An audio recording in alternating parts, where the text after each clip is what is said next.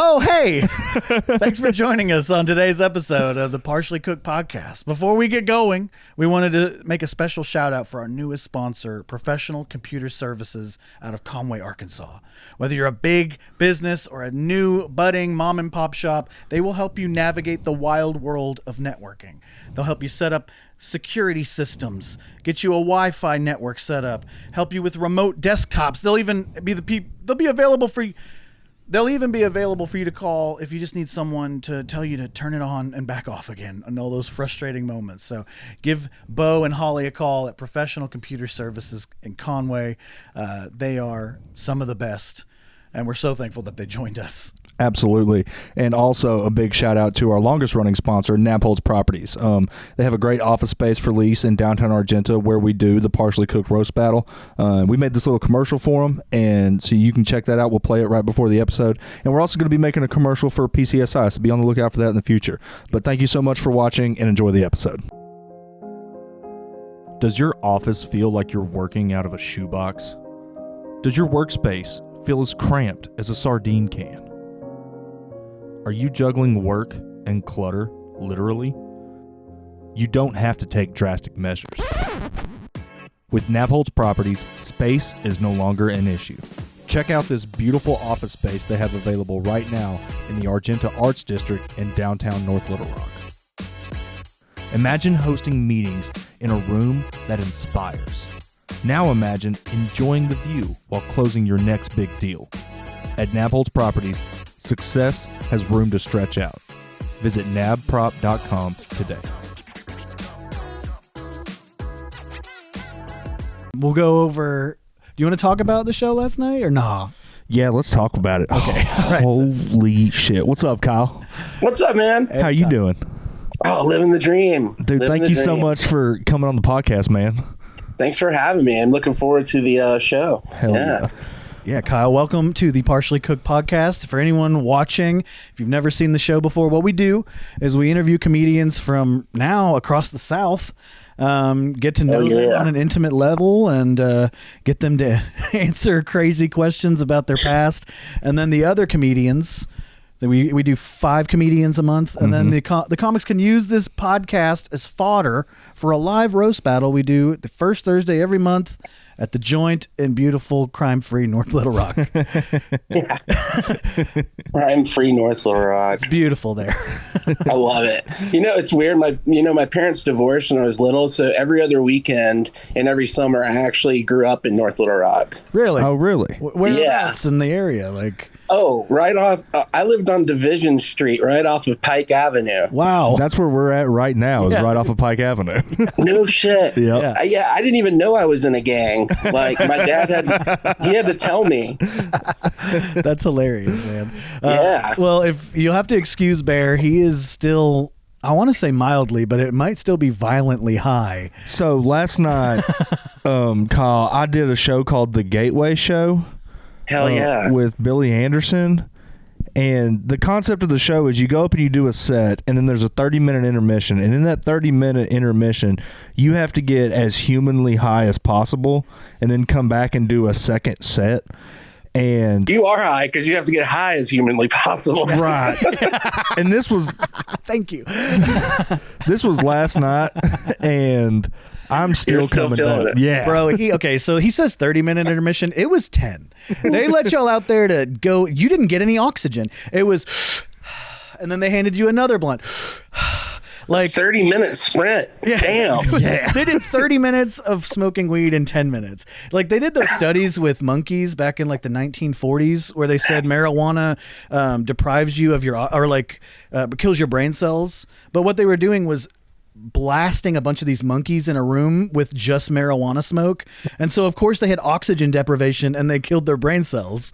Like they were just breathing. Dude, I killed a couple brain cells last night. My God. Like, dude went to the shadow realm. After my set, that's awesome. Like people were booing me and telling me to get off stage. No, they were not. And then they were not. Yes, I got the video.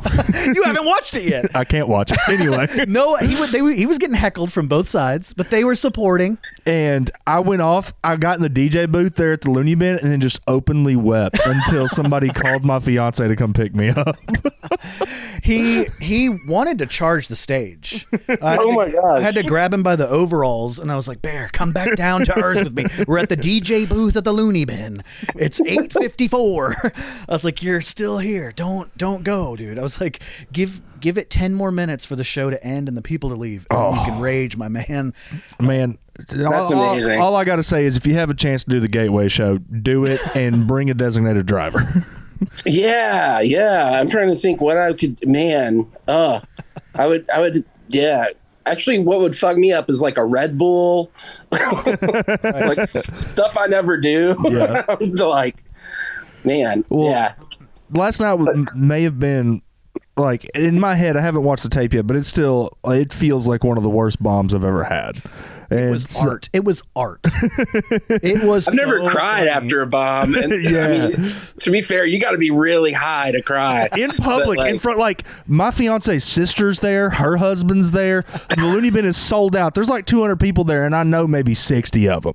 And these are all people that, I don't necessarily want them to see me broken down, weeping like a little child. And Were some of them asking you to get off the stage? yeah, Or your own relatives and family? they Like, were- Bear, stop. Oh. No. They were heckling, but it wasn't like they were trying to like. They were encouraging you, and then you got the light, and you saw that light, and you took it personal, and you were like, they don't like me. They don't like me. They've never liked me. And then you started like, you made the microphone stand as small as it could be, and you physically got smaller and smaller, and then you were like getting real paranoid. And then you mentioned that everyone had turned to laughing demons, and that you were gonna go. You were like, I gotta go. You were gonna go, and then you left. You did go back. Like you walked past Billy, but you went back to shake his hand. You were like, hell yeah, thanks. And then you got off stage, and then I was like, oh, he did great. And then I went to like say goodbye. I poked my head in the DJ booth. I was like, hey, dude, great shit. And then Summer came to get me, and she was like, you got to check on your boy. And I was like, all right, I got him. And that was it. It was so I bring it up, Kyle, because, like, what's the worst bomb you've ever had? yeah. Here we go. Oh my God. Okay, so I was like 2 years in. I was not in very long, and I got asked to go do a black room in Paris, Tennessee one night with a former Def Jam comic named Chestnut. Okay. And needless to say, I was supposed to do like 15, 20 off top. Mm-hmm. And about 4 minutes in is when the room devolved into just talking. Oh, man.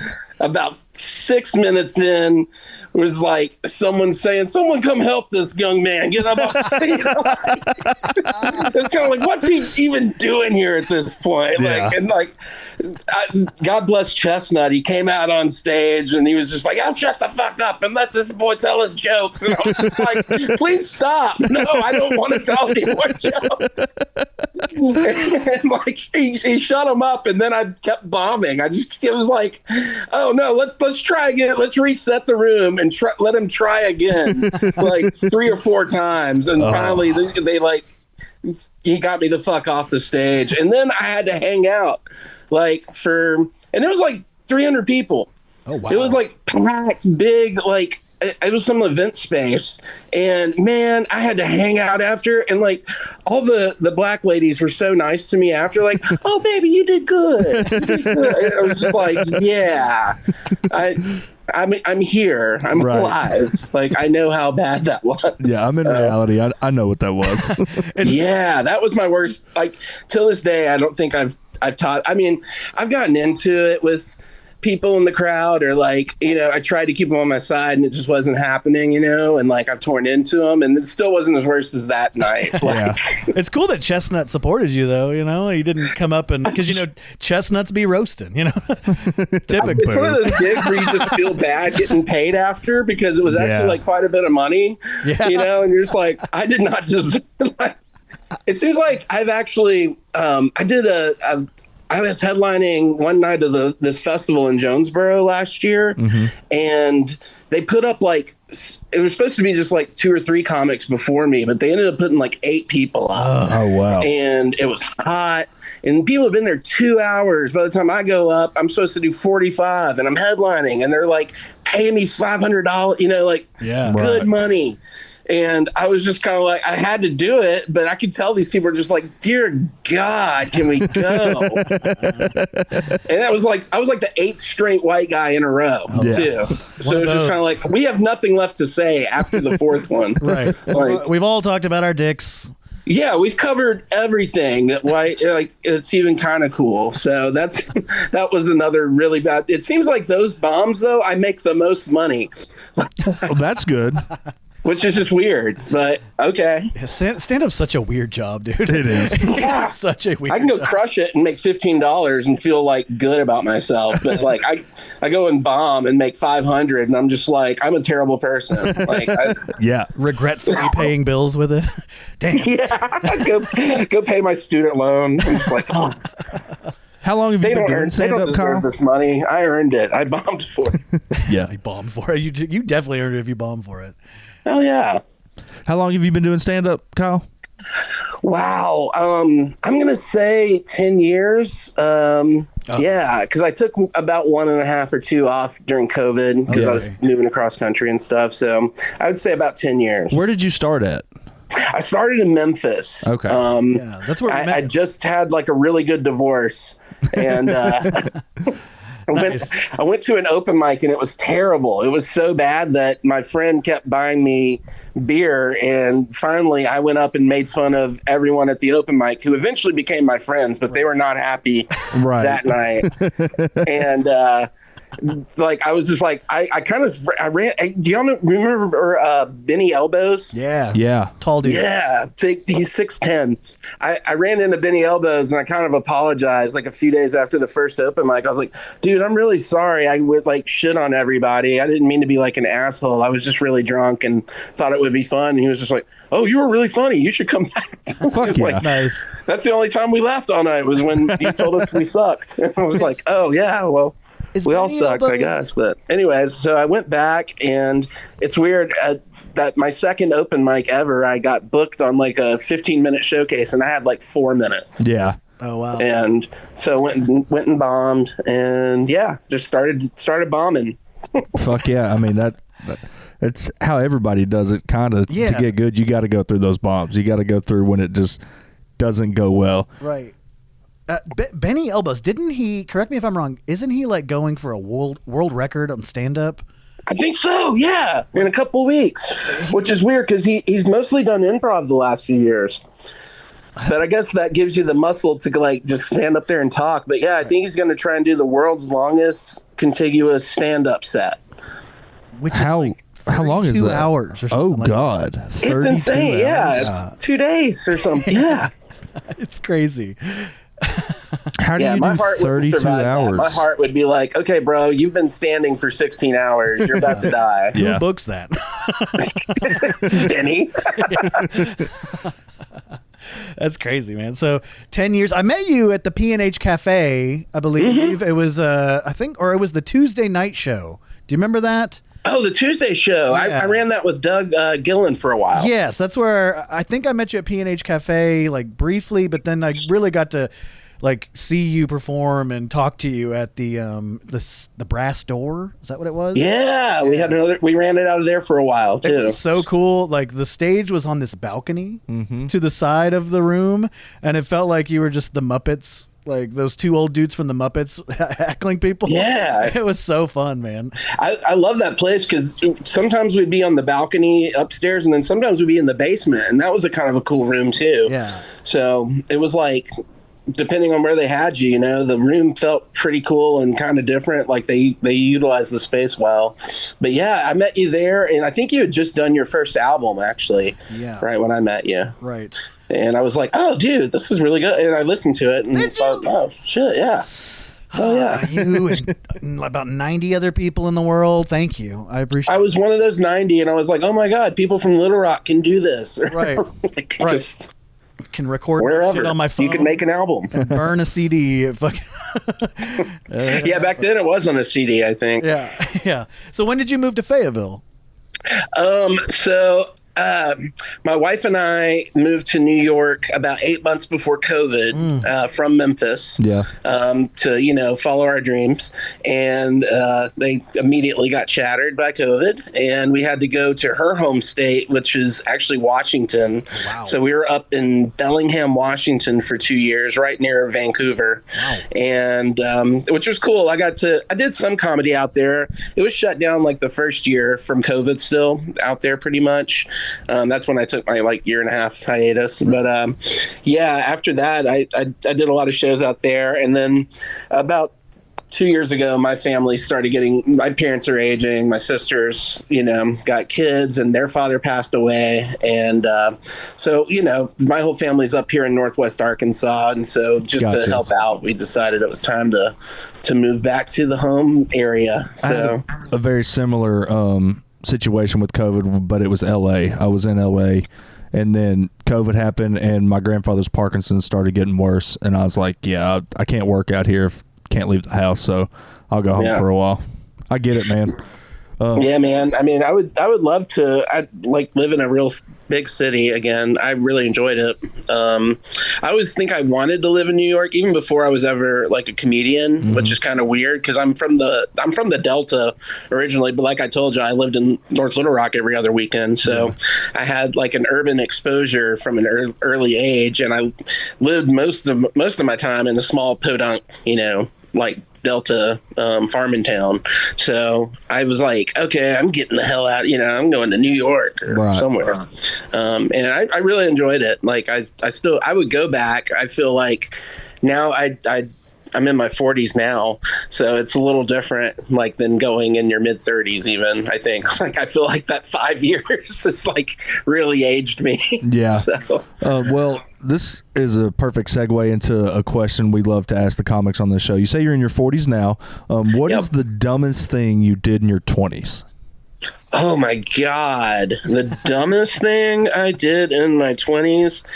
If whoever's looking this up researches it, when I was in college, I got into direct actions with a group in Israel and Palestine. What? It was a group of Israeli anarchists against the wall and what they were doing with dividing up Palestine and carving it up. And so I went to Palestine and I ran a bunch of medicine and food to Palestinians, and then I eventually ended up getting kicked out, or I got arrested and got deported by the Israeli government. Shit. Yeah, that was when I was in my 20s. Yeah, I was in my 22. Damn, when that happened. dude. Okay, so what's it like getting arrested by the Israelis? That sounds terrifying.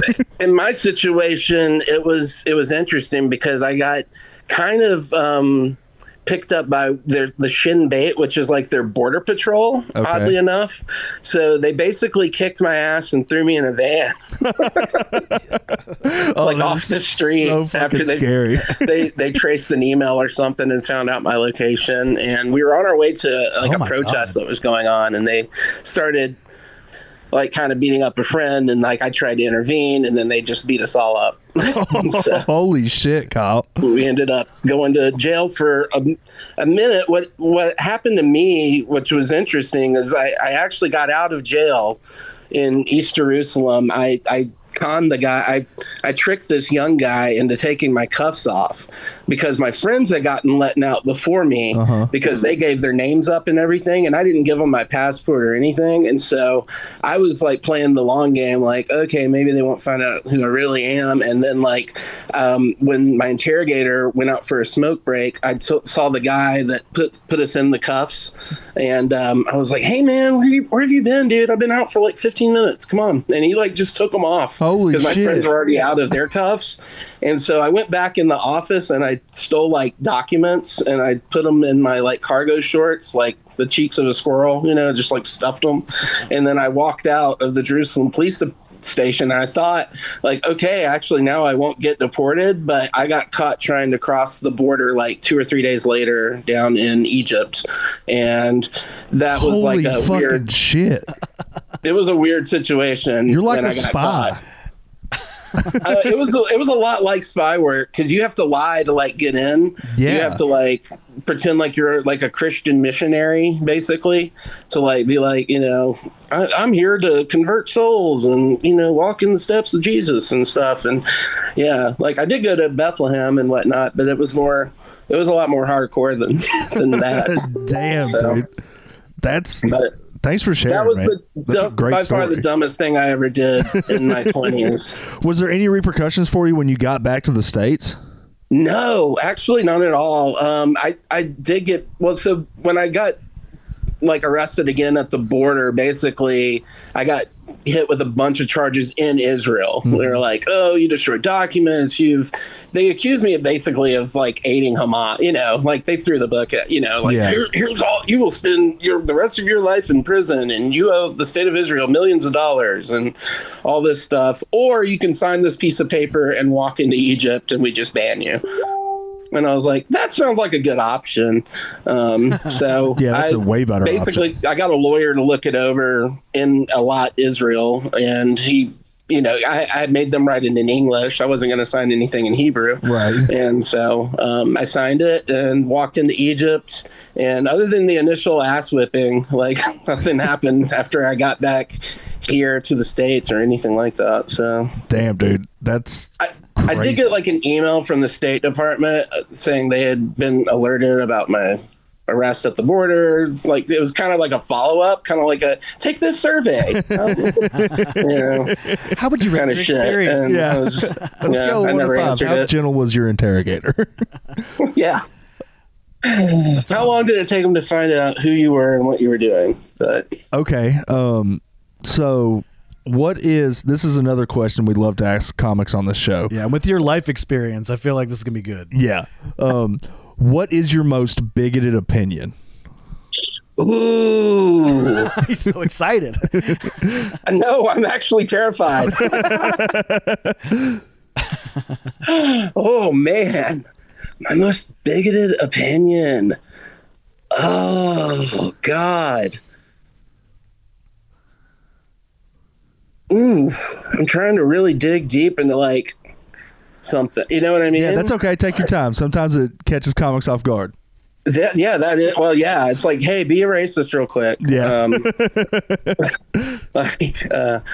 Yeah, because like I It doesn't necessarily have to be race. It doesn't have to be race. Just whatever, Right. whatever group of people that like, Right. you just gets under your skin and you feel it. Maybe you don't act on it. Maybe you're a good person. You're trying to be better. But like we've all got those little quirks where like whether it's in traffic or at the grocery store and somebody does something, you're like, ah. Yeah. Oh, yeah. Well, I mean, I get road rage all the time, and I guess what I think it should be a bit, but I haven't figured a way out to say it is like, no matter what the car looks like, we already form a picture in our head of what that asshole driver looks like. Yeah.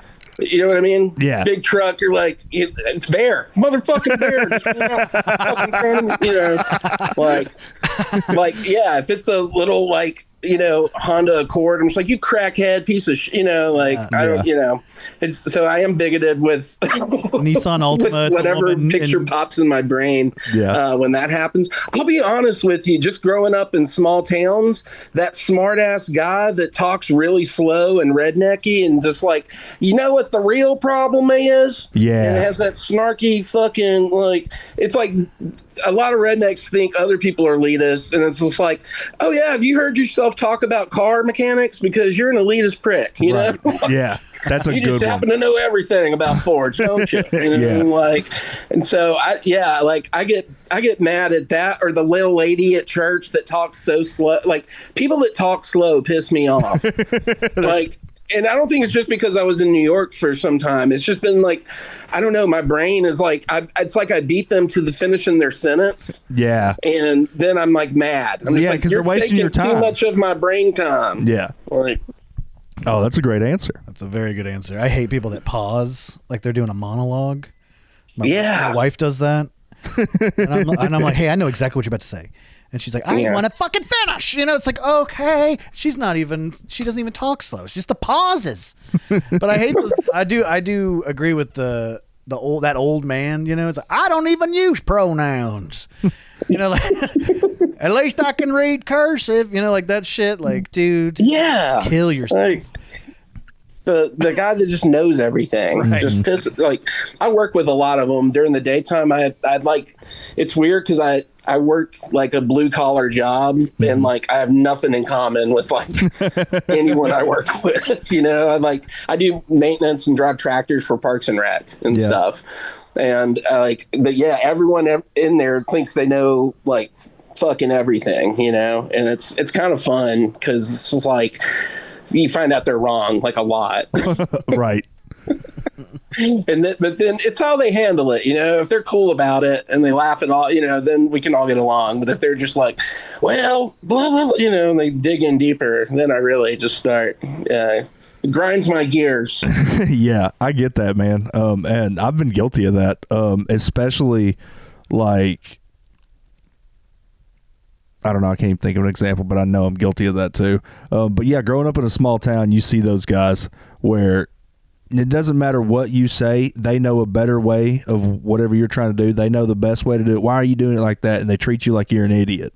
And they're in every field of work. They're in like mechanics, but also they're in like the computer, like IT. Like, just move. Yeah, we need a slur for them. What's a good slur for them, Kyle? Well, there's groypers, which are the like right wing like computer nerd guys, right? Okay. Groypers. Groyper. I've been hearing that like term lately. Yet. Like groypers are in charge of our government now. Oh, okay. Shit. So yeah, what do you call techies? I guess techies. Techies. Yeah. Yeah. Groyper sounds like a fish though, like it does. Dang, like a groypers. Man, the groypers are really biting this morning. That's what I've been hearing lately. The groypers are in. We're out. Everyone else is out. Kyle, what do you think the dumbest purchase you've ever made has been? Shit, a pair of Oakley sunglasses when I was like 16. They lasted like 3 weeks and cracked in the middle. Yep. Paid like spent like $120. Yeah. The sticker lasted longer. Yeah. Oakley's, anyone that buys expensive sunglasses, I'm just like, that's dumb. They won't be there that long. I made that mistake. I went to the lake one summer and all my buddies had Oakleys and I was like, fuck it. Like, I want a nice pair of Oakleys. So I went to Bass Pro Shop and dropped like $220 on a pair of Oakleys. Went to the lake that day, jumped in with them on my hat, and they went right to the bottom of the lake. And I was like, motherfucker. Only $5 sunglasses ever since then. Oh yeah.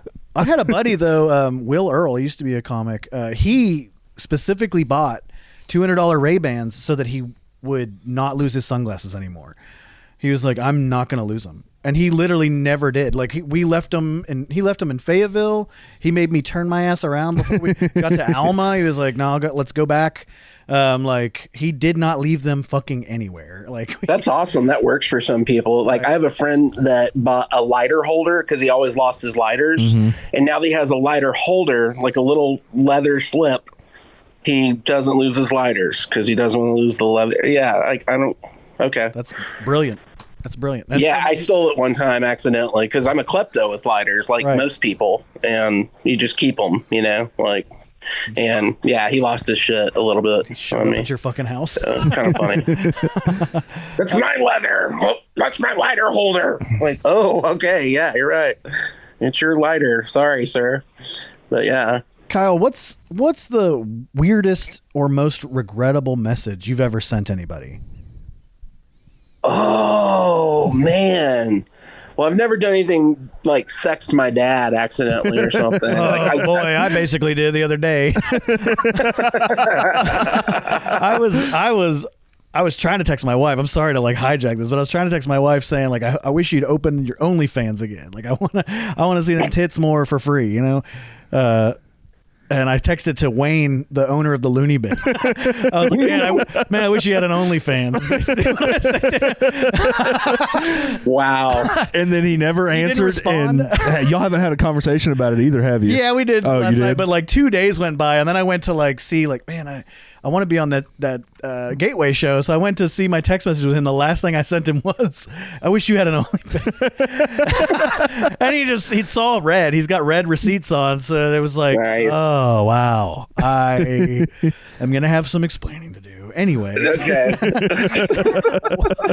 Yeah, tell Wayne we're definitely gonna work only off OnlyFans now. Yeah. I think Kenny DeForest, rest in peace, his last special is on OnlyFans. Oh, really? That's brilliant. Yeah. So if you go on OnlyFans, you can see the last. I think he did like a short one, like a 20 or 30-minute set. Nice. On OnlyFans, but there's this one time. I was it was a working environment. I was working for a union. So it was right when I was starting out in stand up. So it was really cool because once a month, basically, they flew me to DC for like 4 or 5 days. Mm-hmm. And I was working on Capitol Hill a lot and lobbying and whatever. And there was a woman I met. And we were working basically together for a whole weekend. So I, asked her about her life, her family. We got to know each other pretty well. Mm-hmm. Knew her kids' names, saw their pictures and stuff like that. And then, like a few months later, I was working with another woman, and for some reason, I confused this other woman's life story with hers. Oh, and so, okay. Yeah, like I messaged her something about, like it was just like a series of these things, and finally she had to like shut me up and just be like, "Are you talking about Patricia from Florida?" And I was like, "Oh shit, yeah, you're not her." Like apparently she met her too. Yeah. It was like, "Yeah, you are talking about her family and her life situation, not mine. I'm Deb from Wyoming, and I do this." And I was like, yeah, that was pretty embarrassing. Because I don't know, dude. It was like, yeah, I have facial like, just I don't know. I do have trouble recognizing people, but anyways, I didn't know I confused them literally, and their whole lives and backstories. But yeah, I sent her like 3 or 4 emails to her, like just kind of responding back, ha ha ha, and then finally her being like, "Wait, you're not even." Like asking me the right questions. Dude, about sending my life. The wrong text to somebody, it fucking sucks. Which that's a little different situation. You just thought her backstory was different. Yeah, I got when I first got this phone number, whoever had it before, man, he was banging a lot of women all around the state of Arkansas, and they were all over 50. Because, man, I was getting some wild texts, some wild calls, like, "Come meet me at the lake." Just like, "What lake?" And it was just like, man, it was pretty cool. I had fun with some of those. One time I had a band shoot me this long text, and it was like, "Yeah, let's put wet reverb on the back track, and let's place bullets. Let's place bullets in a gun." And I was like, "Why don't we replace the word bullets with Jesus?" And like I fucked with this guy for like 20 or 30 texts saying I had like converted to Christ and I was leaving the band, That's awesome. I was telling them to like forget their devilish ways, and I didn't want any part of their devil music anymore. And the guy stopped smoking weed. And yeah, it was fun. That's great. That's a comic move. Yeah, definitely. Well, yeah, like 2 days later, I forgot I had just like left it though, kind of like I'm out of the band. I didn't ever text the guy like, "Haha, just kidding, wrong number." And so like 2 days later, "You motherfucker, you not Scott," whatever. I was like, oh. Oh, you figured it out. Good. Oh yeah, wrong number. Kyle, all right. What is the worst job that you've ever been fired from, and why? Oh man, I had a really good. Yeah. Wow, I've been fired from so many jobs, dude. I'm like thinking of 3. I mean, some of these are like kind of like volunteered quittings too. Mm-hmm.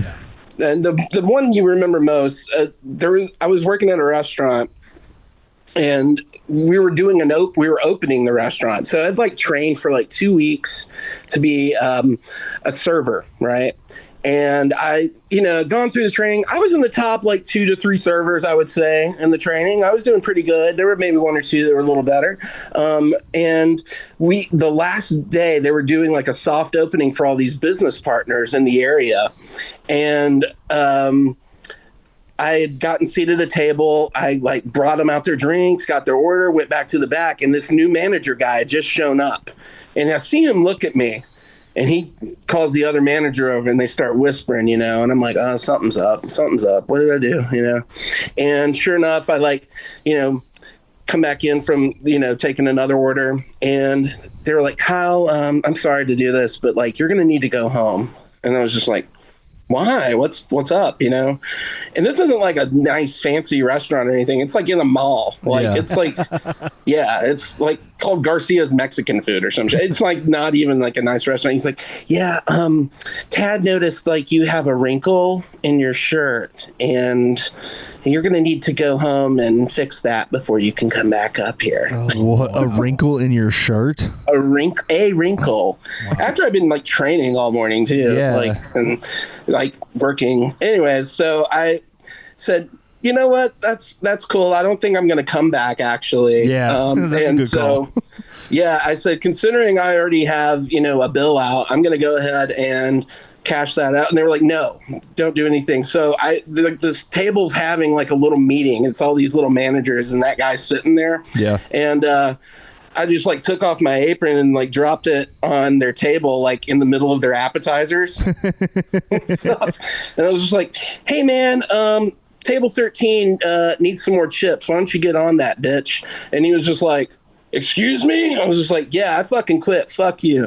And he was just like, you think you're too good for this, don't you? I was like, does it show? It's like, we're all too good for this. Yeah. And I was just like, there's roaches in the tacos. Don't eat the tacos. Nice. I just like basically was yelling through the restaurant about all the gross shit in the back. And everyone was just like, ah. So I ruined the soft opening because they wanted to be a dick. So... And they wanted to get mall security to walk me out, but there was only like 10 feet between the restaurant and out. So it was just, they were like, you wait for security. I was like, I'll just walk out. You think my shirt's wrinkly? You should see my balls. Also, I got arrested by the Israelis. You think I'm scared of a fucking mall cop? Like, what? Wow. Yeah, bro. I was just like, this is funny. I'm just going to quit. But I decided to make the quitting a little bit like a movie, kind of. Yeah, good for you. Fuck yeah, dude. Yeah, dude. All right, Kyle, what is the most trivial hill that you will absolutely die on? Ooh. The most trivial hill that I will die on. Yeah, what's that thing that your wife is constantly saying that you're wrong, but you will die before you admit it? Oh my God.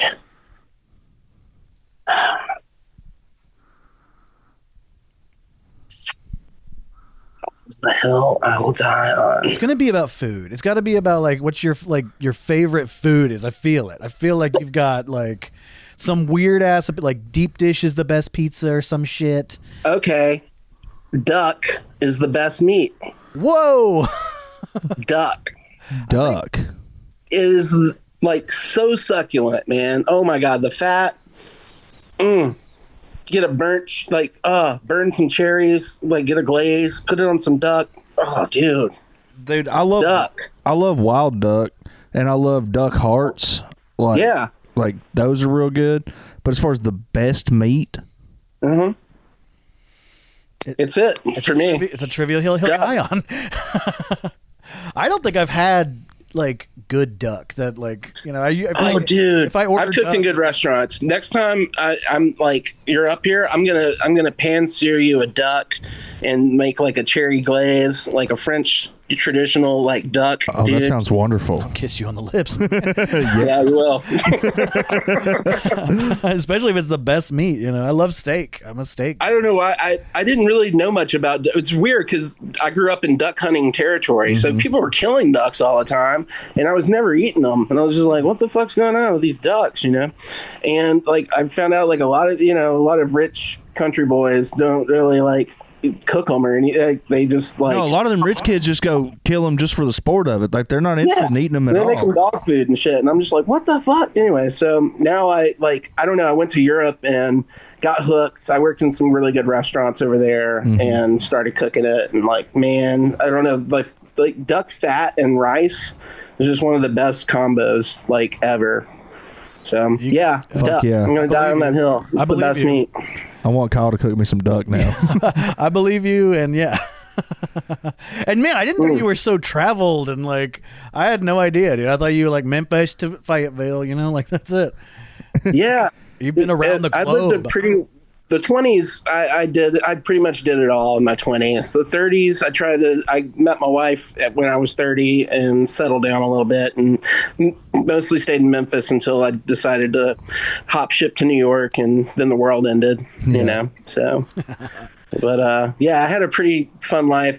My first wife was from Spain, so I lived over there for a little bit and worked in restaurants and stuff, and yeah, that didn't work out. And then like coming back here, it was interesting because like I said, I started doing stand up, and that job took me to DC to do stand up. I was basically hitting open mics in DC, but I started getting booked out there after a couple of months. Nice. And so I was like, I pretty much got thrown into it like when I first started doing it, because Memphis is a tough scene. Like you've been to the P&H back in the day. It was probably one of the roughest rooms to like start out in on Thursday nights, because there's a lot of punk rocker people that are just like fucking posers, Yeah. like everyone that goes on stage basically. I miss like the you really P&H, gotta man. like The P&H do was a something great weird to like kind of even get them engaged, Yeah.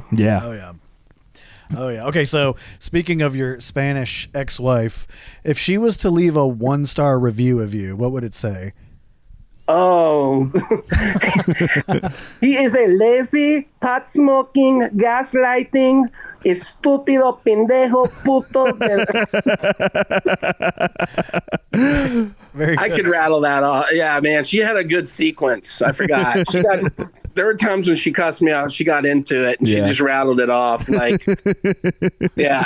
And what's funny is with other languages, when they do mix in something like in English to insult you, like it comes out in like a really funny accent. Like one thing she did to insult me was she would call me Peter Pan, like I was a little boy who hadn't grown up, or whatever. Yeah. And she was like, pinche puta madre Peter Pan, cabrón. That is such a diabolical insult to call a grown man. I just love that it was in the middle. Like, Peter Pan. Did you just call me peanut butter? Hell yeah. 1-star review. I don't care about what I do for a living, and I don't want to work my way up. That would probably be her. Fair. That's fair. All right. I'm too lazy, man. I really like, I don't know. Even with stand up, it's weird. Like last year, I was like, oh, okay, I'm going to book a bunch of shows. And honestly, I didn't really reach out much, and I got booked a lot, which was awesome. I mean, like, I'm not bitching at all, but it's just like after about 3 or 4 weekends of doing shows, driving, 4 or 5 hours or whatever, you're just like, oh, it's kind of nice not to do it for a weekend or two, and just chill. And like, yeah, I don't know. I've had great experiences in New York. I met a lot of people who are like really famous and doing it now and stuff. And I got an open for some of them and whatnot. And it's really cool. But like, I don't feel like I need the fame or anything like that, because like I never really expected, like when I was a kid, this was not like doing comedy wasn't a dream of mine or anything like that. So I know for a lot of people it was, and that's awesome. For me just to be doing it though, and I really just want the show to be good and to have a good time doing it. Otherwise, like I don't really see a point. Fuck yeah, that's part of what makes you I don't good, do a lot Kyle. of comedy clubs, honestly. And I told this to Wayne, like, and I probably shot myself in the foot, and he was just like, asking me, is just like, oh, you done. I was like, I did Looney Bin a long time ago. I don't really reach out to comedy clubs because I feel like I'm a little stifled there. Yeah. Like as an artist, I don't feel like I can honestly say the things I want to say, even if they're gonna like piss people off a little bit. And because I mean that's their money. Like I understand that's their money, but like also the comedy club used to be a place where you could go and bomb a little bit and they would still invite you back as long as you like brought the crowd around at the end. You know what I mean? Like if you were able to like have a little more freedom, I think, to bomb or to like to at least take chances, right. To like go up there chances. and like you have an idea, let's work it, let's see how, like that's where